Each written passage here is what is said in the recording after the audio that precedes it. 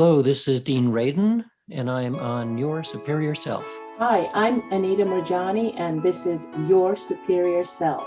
Hello, this is Dr. Raymond Moody, and this is Your Superior Self.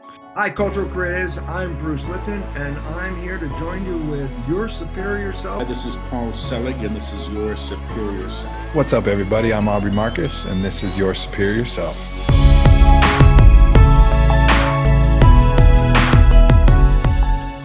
Hey, everybody. I'm Pamela Brinker, and this is Your Superior Self. Pamela, thank you for taking the time. Thank you for making yourself vulnerable. Thank you for writing your book, Conscious Bravery. Yeah, I have to say one thing though. You have definitely picked an incarnation for yourself. Yes, that is really true. I mean, you came here to do some work, girl. And I do believe that we chose our lives, that I chose my sons and my situation where my husband died from brain cancer, and then both my sons developed these huge mental health challenges and addictions, just like I'm sure you believe that you chose your life with your little people and your wife, right? And your exploration. Yeah, but we don't see that, right? We hear that. We say, there's a lot of people out there that say we create our realities, and folks have a hard time with that. But I've had a recent realization to that point of we do create our realities with every decision, every choice that we make, even the ones we don't make, have ultimately created this reality up to this moment. Like you think about all the yeses you've ever said, like the no's that you've ever said, and the non-decisions. I mean, we're right here right now. Like this is a point in time where you, Pamela, and myself are having a conversation because everything that we've agreed to and did not do up to this point in our lives. Like that's crazy, right? Like well, it's crazy, but it's crazy wisdom. And you're tapping into one of the things I love to talk about, which is I talk about synchronicity and how we create things. I was on a bike ride a couple weeks ago, and I found this on the street, on the street that I take to get on this trail. And it was so amazing because it's indicative, Trey, and all your listeners. I'm holding up a triangular piece of wood for people who don't see the video. And I found this on the ground, and I turned around and I said, I have to pick that up because I've been teaching the triad of connection. And so what you were just saying, we're here together and our listeners are here with us, and it's meant to be. Somehow we all co-created this moment right now. And just like you like to talk about what is our true being, our core self, to me, is our essence. And I write about that in our book. And so we have our essence that we rely upon, and we can go inward to connect with all the time. And then we have one another, each other, because we are not living in isolation. We're connected with in this magical thread with every being, not just on this planet, but in this universe. And then thirdly, we're connected to something greater, to God, to the Tao, the universe, nature, source, whatever we want to call it. And when we try to rely on any one of these too much, so my triangle is pointing down with just one tip, then we crash, because it's really impossible to rely just upon one aspect of what we're all about. We have to rely on all three to really have a foundation. And so when we rely on all three, then I can kind of flatten the triangle like that. And I have greater grounding, and I'm connected with true meaning, and we can get through just about anything that way. So what, like, just going off of that, right? Like the synchronicity part of that story, like what did you, like when you saw it, did you say, oh, this is a sign? Did you just like a wink from the universe, or did you just like analytical mind was like, nah, it's just a piece of wood? Oh no, I immediately just laughed. I immediately went, oh my gosh, because I hadn't really thought about the triad of connection that day or the day before. But I turned right around and I thought, that's so cool. I'm supposed to have this. Awesome. It was just great. And I stuck it in my jersey pocket and just continued on my ride. And I started reflecting on the triad of connection. It must be something I'm supposed to share with more people.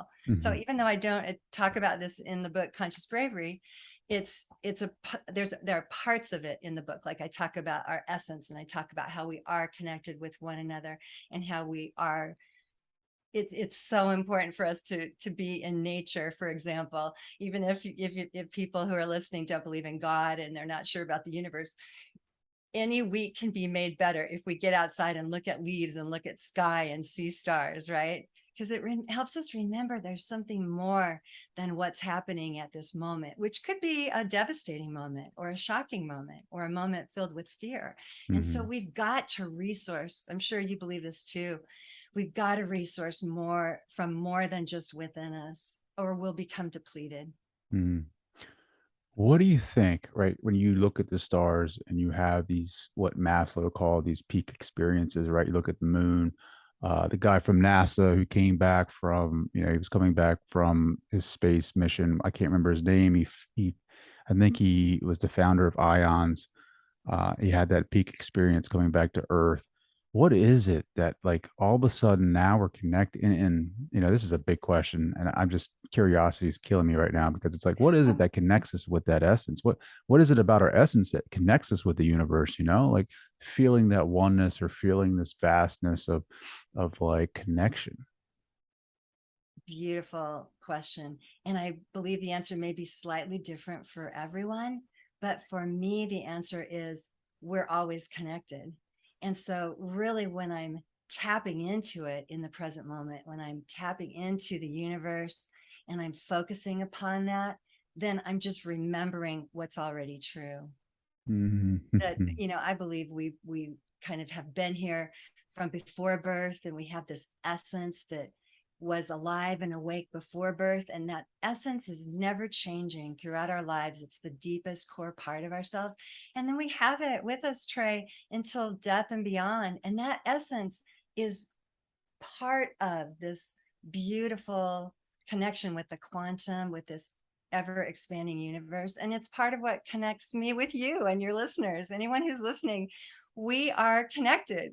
And maybe you feel that as you're listening to this wonderful conversation we're having. And if you do feel it, saturate yourself in it, because that's part of what helps us become resilient. And as we know, life is pretty hard. And part of why I wrote about bravery is that we all encounter, and if we haven't yet, we will, just the toughest things: devastations, illnesses, injuries, addictions of our own, of those of our loved ones, mental health challenges, cancer. We're all going to die. So we might as well find some things to help us do more than just ground ourselves in this life, but to really help us live vibrant lives. Do we really die though? Oh, that's a great way to put it. Do we really? Do we really I feel we die? just transition and change. Mm. But what do you believe? I believe that. Yeah. I mean, I think it's a transition more than anything, right? Like it's birth, rebirth kind of thing. Like Yes. just like, I don't know, it's just a transference of energy, really. If I really Sure.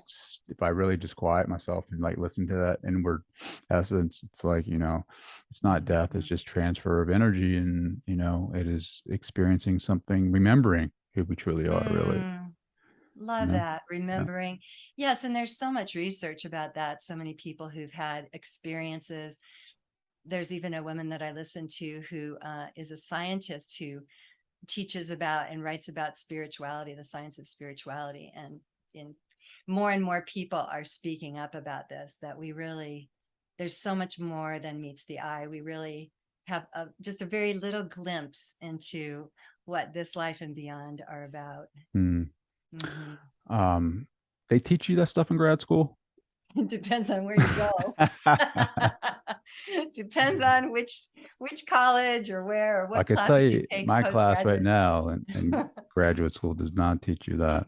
I'm in ethics right now, and nothing about consciousness. I could tell you that. Well, And that's unfortunate. That happened in my program too, but there are enough consciousness schools and enough alternative classes to take. Maybe you can supplement. Yeah. I guess my fear, just as you're a psychotherapist and you've had a long going practice and very successful in that field. I'm finding like a lot of us doubt ourselves when we go into, counseling or just looking at the applied psychology aspect of it. where it's like, it's not like, I mean, there's so many things that are going on when you start studying it. Like there's so many different rules and regulations you have to follow. Like, just like there's a lot of, I don't know, it's not like black or white. It's like you really got to critically think your way through this. So true. Yeah, there is like the black and the white and the gray and all the colors in between. And so we have these compulsory things we have to do in life and in any program, with any job. We have to clean our houses, but we can do that. I don't know if you found this. I found that I can do those things with the same awareness. I like to call it whole being awareness versus mindfulness. And maybe I'll talk about that in a second, if you're okay with Go that. ahead, talk about that. I like Open to it up. do, yeah, sure. I love to do things with whole being awareness, because then I can find usually some sort of meaning or value to even the tiniest things. So for me, when I say whole being awareness, going back to that, what I mean is that we have awareness in 6 zones of our experience, not just in our minds and hearts, as the word mindfulness would make us believe. And mindfulness is a great practice for being right here, right now, and being awake and vibrantly aware, right? Mhm. But the word itself conjures the mind. You say mindfulness and you think, oh, I must be needing to fill my mind, or I must need to tap into the mind to really be full. And to me, there's so much more than that. So if you want to do this with me, and our listeners can as well, when we're aware from our whole beings, we can take a quick scan to find out if we are, by the way. We tap into our hearts and notice, what am I feeling?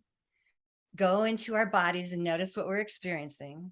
Then go to the minds. What am I thinking? What's happening up here in the brain? Next, our intuition. What's my intuition saying to me? And then we go to the energy around us, or the space. And it's not just this circle of chi, it expands like across through this video, through the radio waves, everything, to all the people here, and into the ever expanding universe, right? And then lastly, we can come into our essence and be aware of what is happening in my deepest core self. Am I feeling solid? Am I tapping into that connection? So it's a really quick scan. What's going on in my heart? What am I feeling? What's happening in my body, my mind, intuition? What's it saying? What's going on in the energy around me, and our essence? So it's a quick scan, and sometimes one or more of those zones of experience will jump out at us, Trey. Like a minute ago, your essence maybe was saying, hey, do we really die? Right. And that spoke to your mind and helped you convey that question, which is such an important one. Other times our intuition, and not that we always want to trust our intuition, but our intuition might be saying, hey, this person is worth trusting. Whereas Yeah. that person, not sure about that. Yeah. I'm going to table my judgment about that person till I get to know them better. But this person I Sure. vibe with. Yeah. And so when we have that whole being awareness from a quick whole being scan, which we can take every day, we can then make better decisions, and we can do our dishes with a little bit of joy that we even have dishes to do, So, And for the people listening, my wife just got home and my dog Gracie, golden retriever, is going crazy. And yeah, so if you hear the growling, that's her. but Yeah, that's just great to be aware of right here. It's just what's happening. it is what's happening in the moment, right? Like there's a realness to it, and it's like, to your point, right? Yeah. It's now it's so tough, just with being in the moment, because you think it's so easy, but your mind is either holding you in the past, or you're fearful of the future, right? Um like how do you teach this in your practice, like mindfulness and staying in the moment, and techniques that allow us to, the scan, right? The body scan, and does that help Absolutely. with that? It does. And that's one way. And I'm more of an integrative psychotherapist. And so I combine transpersonal psychology, positive psychology, Hmm. motivational interviewing, Jungian psychology, those kinds, all different kinds of things. And so, yes, one of the most important things I help a lot of my clients do, if they let me, if they let me partner with them in this, is to wake up. and be more aware. And so, for example, a few months ago, one of my doctor clients walked in and she was just hunched over like this. And she said, "Hi, Pamela." And I said, "Wait a minute, before we even get started, notice what your body's doing." And she goes, "Oh, yeah." And I said, "What do you feel? Are you carrying something?" And then she just burst into tears. And this was a client who had not cried in my office yet in 5 months. But just being aware of her body and how she was just compressed, her heart was compressed. She was able to get to her pain, and then we could hold space for her pain. And then by the end, we were laughing, and she was, get this, Trey, and audience, you can see me sitting up straighter than now. She was sitting up straighter like this by the end of the session without even being aware of it. And I noticed that with her. I said, "Do you notice what's going on now?" And she just smiled because her shoulders were back and her heart was open.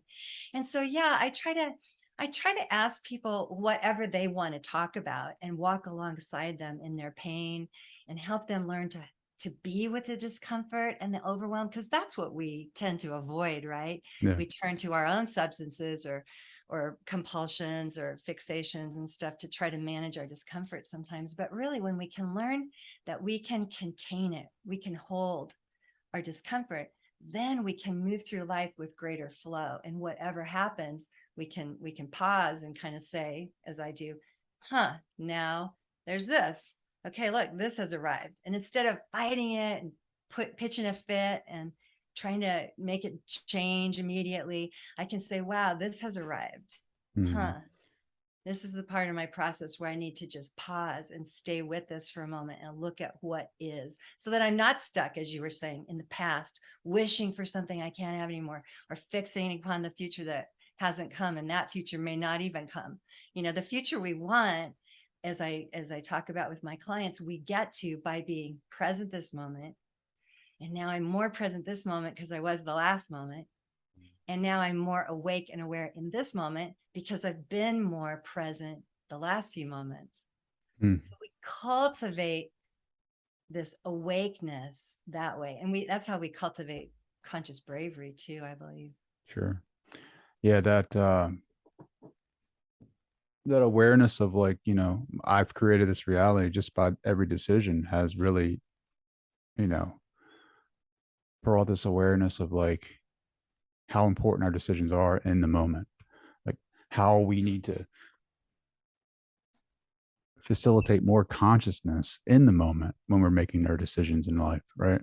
How we need to be aware, because like if I unconsciously created the future up to this certain point, right, and I'm in this life, and very blessed to be here and experiencing life as it unfolds.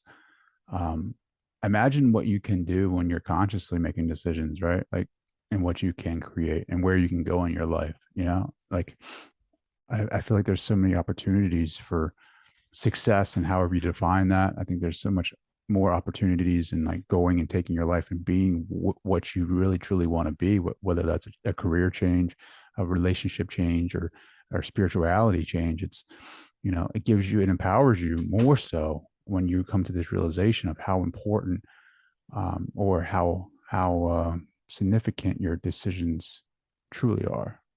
I am with you all the way. I love a lot of the words you used. Realization. Do you believe that that's an aspect of being conscious? Absolutely. But again, it's like, is it a realization or is it a remembrance? It's like, as you progress through this journey of life and through my spirituality, it seems like I'm fed information, right? Like, that I was not ready for. Maybe 10 years ago, 5 years ago, I would have balked at a lot of this philosophy and a lot of this information that flows to me now, where now I find myself ready and willing and eager to learn more. And it's just, and then as I, progress, and as I process the information that I find, from within, it's kind of like, it's like a light is slowly turning on. Love that. Love the light slowly turning on for you and for so many people, because when we are conscious, to me, consciousness is not some esoteric concept. It's an actual state of being alive and awake and vibrant. Mhm. And we can tap into it at any given moment. In other words, we're born with the seeds of consciousness. We're born with the seeds of bravery and of love. We just have to cultivate them and remember to come into this moment. And consciousness is right here, available at any time. We don't have to develop a relationship with ourselves to have it. In fact, we don't even need to develop a relationship with ourselves, I don't believe, because we already are ourselves. We just need to go inside and connect with who we are. And thereby we can connect with that awake, alive consciousness that you're talking about. And then we are guided. And I know for my own self, for my own sake, I've been able to flow more easily with all the hardships and adversities that mostly my sons have incurred, because I have a trust in this, what we're calling consciousness, in this process of becoming more awake. Mm.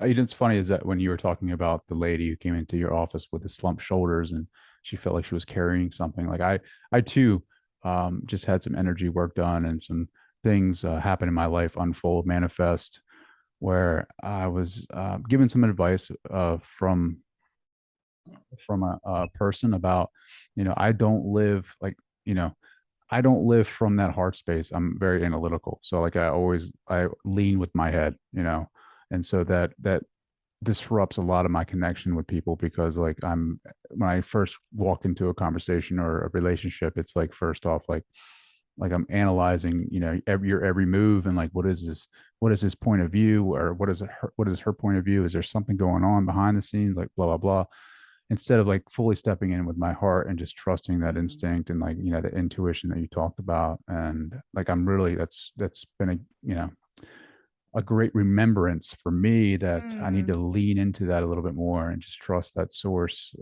of knowing that is inside of us. But again, right, like no one teaches you how to go within. Like you hear that all the time. I read it, like, your book has some excerpts in here about, truly going into that essence, go within, know thyself. And it's like, how do you do that, really? Like, Yes.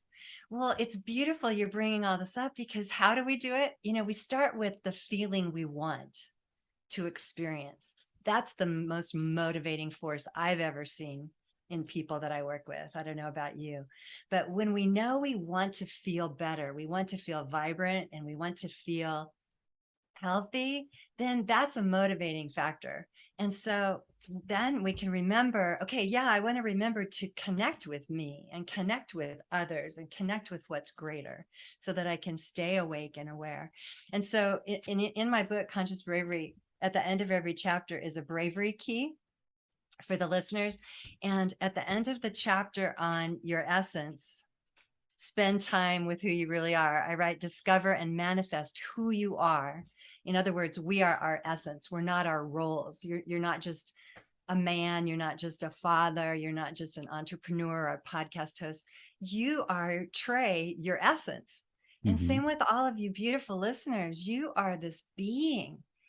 I think it was Kurt Vonnegut and maybe Wayne Dyer too that said, you're not a human doing, you're a human being. And so to tap into our beingness means we've got to be diligent about practicing, connecting. And so that chapter is all about connecting with our essence so that we can truly know ourselves. But the bravery key at the end of the chapter, I wrote this: rely on your essence and you'll know who you are. Your being will emerge and bravery will manifest over time. wow, that's beautiful. Thank you. You have a lot of great points, a lot of great concepts, and a truly amazing story in your book, Conscious Bravery. I don't even know how, like, as a therapist, you were able to get through some of those moments in your life, right?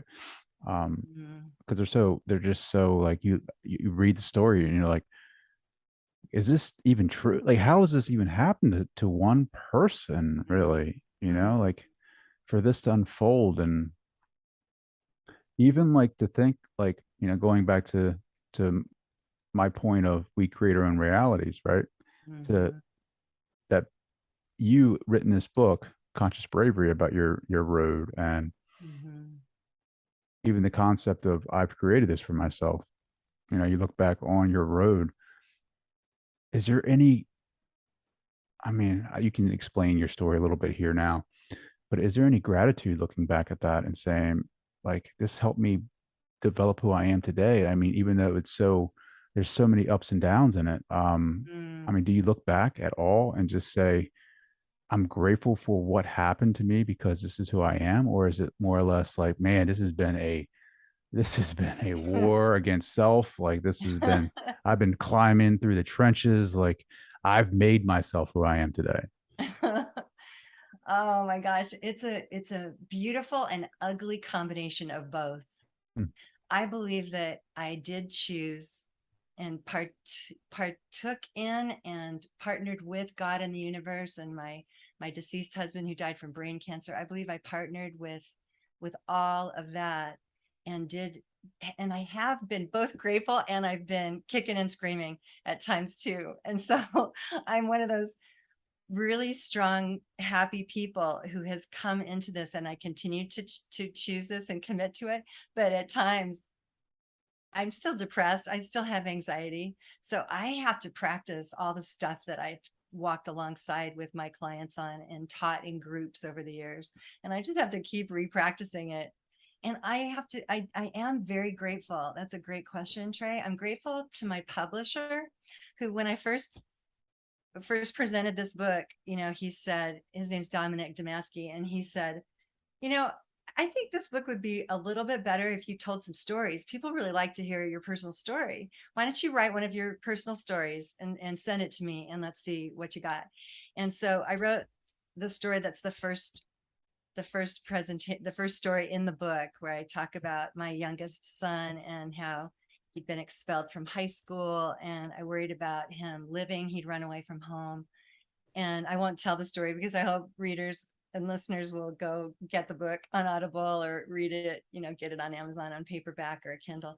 But I'm grateful for that experience and everything since, because I would not be resilient if I hadn't been through a lot of pain and suffering that I didn't make worse. Like everybody's given hard things in this life, and I don't think I've had tougher things than anyone else.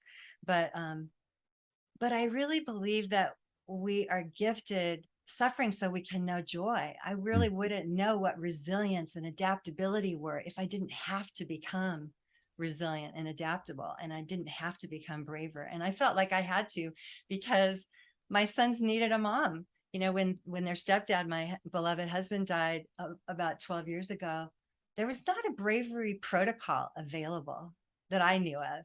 I was pooling my resources, seeing different kinds of therapists myself and reading different books and everything. And I finally realized, I think I'm going to have to write about what I need to learn. And so I started journaling and what I was learning as I went, and kind of cultivated a bravery practice.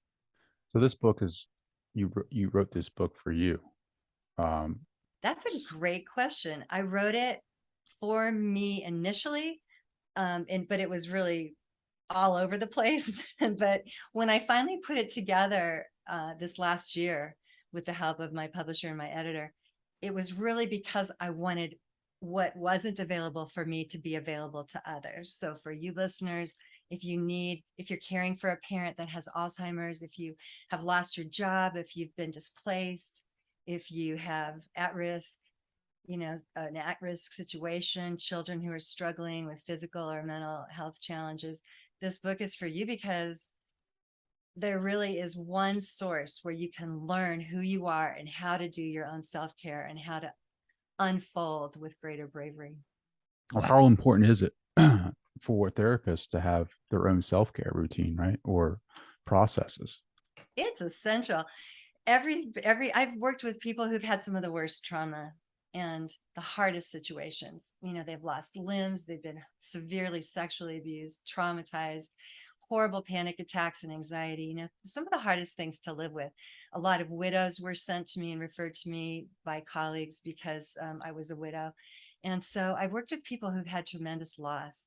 And when they leave my office, I often, you might have seen me before we got on the call, I do kind of a shake it off thing because I want to shake off the previous moment and just be ready for this brand new moment. Mm. And I find that I have to do that and really get grounded and solid. I'll often get barefooted on the ground and reach one arm down to the ground. I call this practice earth and sky. So that's the earth part. And I reach the other arm up to the sky toward the universe, God, source. And then I cross my hands through heart center and I switch sides, the opposite arm straight up to the sky, the universe, to God, and the other arm reaching down, and I ground down. And then I end with my hands in my heart space. So I call this earth and sky, but it's a form of like a yogic tadasana almost. Mhm. But it really helps me, not just when my clients come or go, but Trey, it helps me with everything in life, How are your boys doing now? They're doing pretty well this moment. But it was touch and go a week ago when one of my sons had he was in an altered state. I don't like to use the word psychosis, but some people call it that. He was in an altered state and had disappeared from his home. And I asked my husband to drive up to Denver with me to look around for him because he has been accidentally homeless before and had severe challenges, gotten injured and so forth. And so we went up, looked around. I asked a couple places, a couple people had seen him. And so at least I knew he was alive. And then a couple days later, he ended up in jail because of a misdemeanor charge because he's on probation and he had used a substance and it wasn't okay on his probation to use a substance. So he ended up in jail. But anyway, now he's in treatment. And so I'm hoping that he can really uncover some of what the roots of his troubles are, because I really want him to live a vibrant life and he's going to need some different answers this time. And the youngest is doing really well. He's working and he's becoming a sober recovery coach. And That's awesome. yeah, thank you. That's awesome. Thank you for asking. That's kind. Sure. But I never know, and so I don't attach to anything because things have been kind of like this before. We could call it good, but I don't really like to label it because it's just what is. I want to hope for this and I want to continue to be a part of manifesting this ongoingly. But the times I've done that, I can get in their way because then I can put pressure on them and I can be too assertive. And I want to be tender and kind and receptive and just, they're young men, see what they choose for themselves and just partner with them, walk alongside them, supporting them. Well, as a parent, right, and hearing that story, and you've had a long journey where you've done the work. I feel like even though my kids are young, right, I experience things in my body like fear, maybe, or stress or an anxiety, and you're talking about a non-attached state, right? What does that look like for a parent, right? Like, even if it's like, for me, it's just let's say for today, right? Like, I'm dropping my youngest off at daycare, and it's very overwhelming for her because she has this attachment to me, and she's my baby girl, and it's like I feel some kind of way about leaving her there, and she's looking at me, and I'm feeling this, this energy in my body, and it's like, like I just want to grab her. I'll go sit in the corner all day. I don't care. Like, I'll take a PTO day or something, but you can feel it in your body though. Like, you feel it in your body.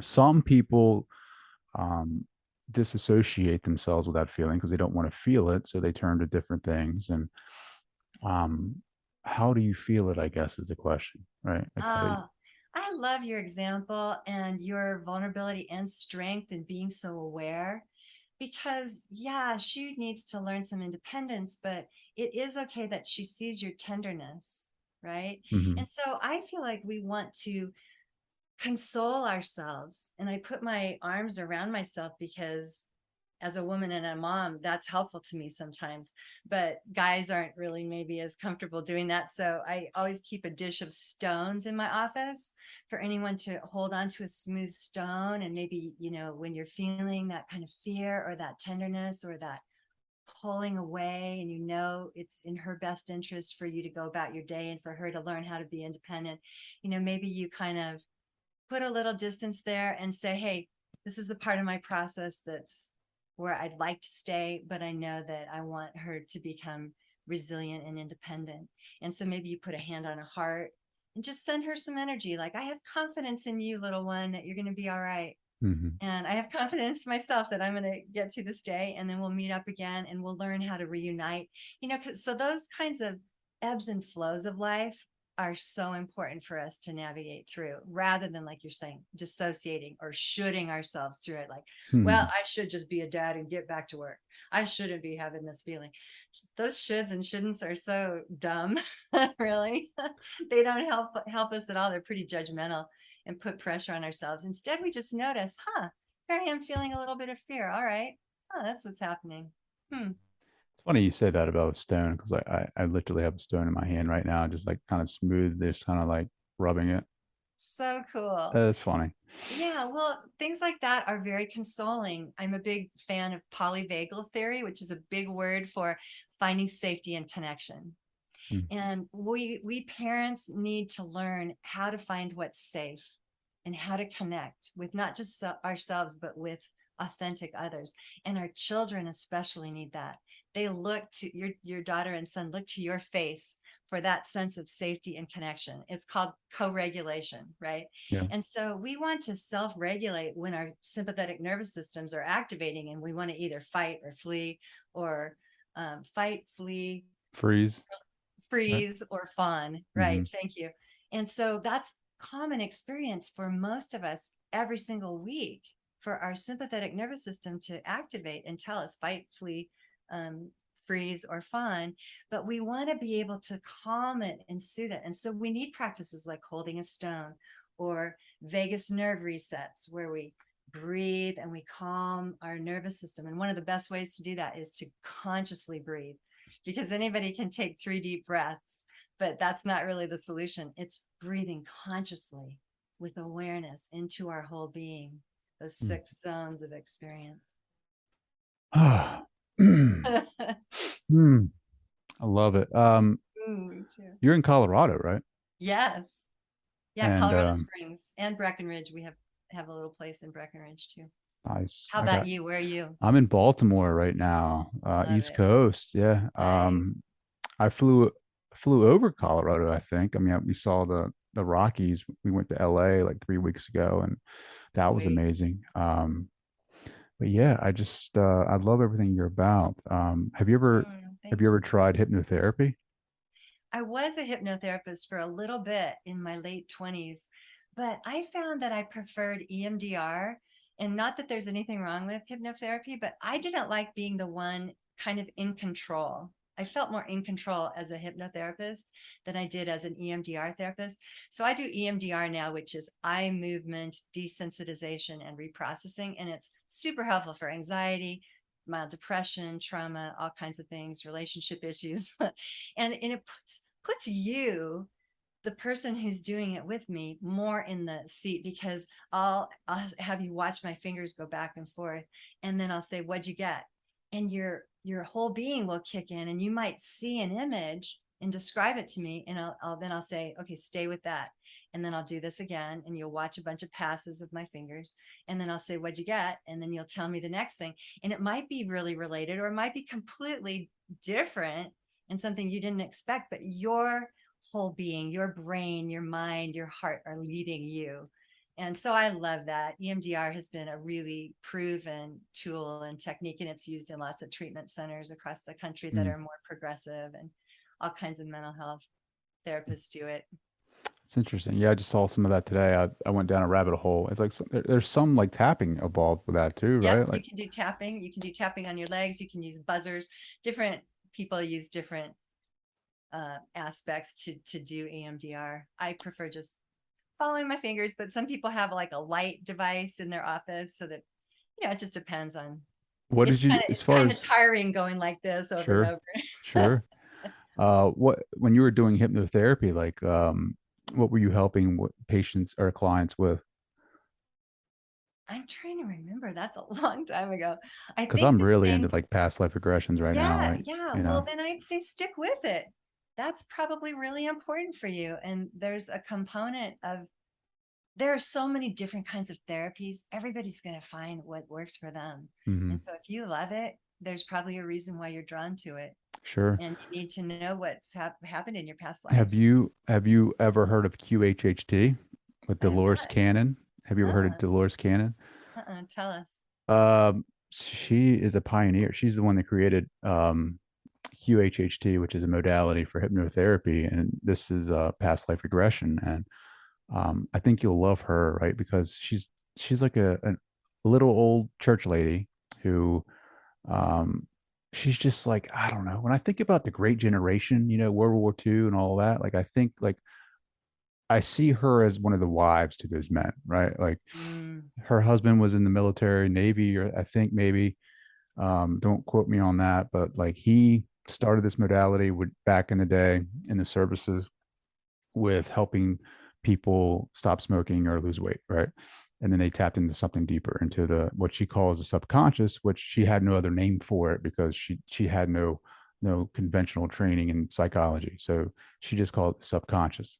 But it's that higher self. It's like it's the part of us that knows everything, right? And like she has written some pretty amazing books on her adventures and um, the higher intelligences and just philosophy on life and why we're here. And uh, her her modality QHHT like has really sparked an interest for me because it's like if we can tap it, because there's also like some healing involved in that, right? So Oh, people have absolutely. had some people have had I'm talking about like physical healing where they're going in underneath and in this trance state, and their higher self is speaking to them through them about their lives and why they're here.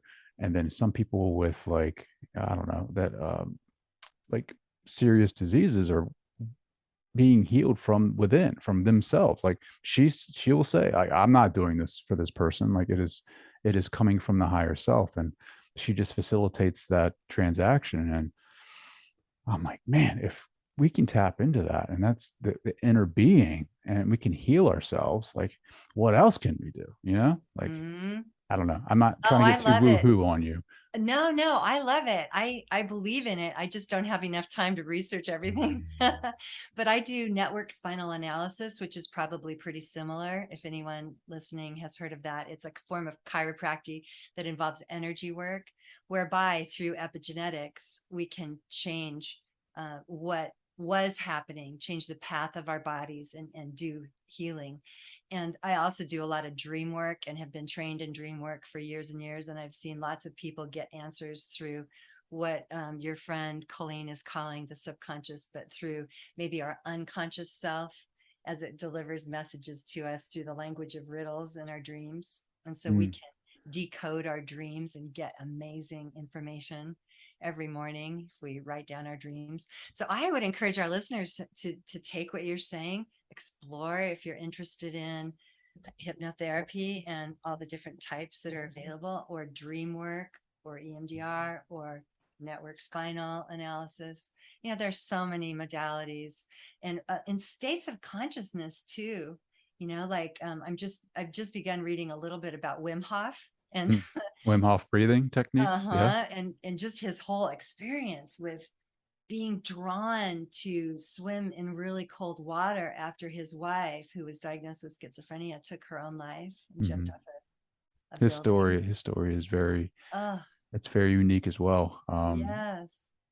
And so those kinds of things are available to us to explore and experience so that we can shock our systems from what is comfortable into the flow of change so we can face the unknown, right, more Mhm. easily and embrace change more easily. I love that. Yeah. Hmm. Um, epigenetics, right? Like that's Bruce Lipton's work where the nucleus is not the brain, right, of the cell. It's the cellular walls, right, or something like that. Like, I've not heard that definition, but I'm not saying you're wrong. For me, what I know about epigenetics is that we can impact our DNA. We are not necessarily stuck. If our DNA says that our coding is going to go one way, our environment and our yeah, that's right. relationship Yeah. with our Mhm. environment can actually impact our results. So I ended up going to this network spinal guy because I've been a competitive athlete my whole life, and I've raced a lot, and I've hit my head a lot and had a bunch of head injuries. And so a couple of years ago, when I hit my head when I was skate skiing and slipped on some really thin, really fast ice, and just wham, my head went down.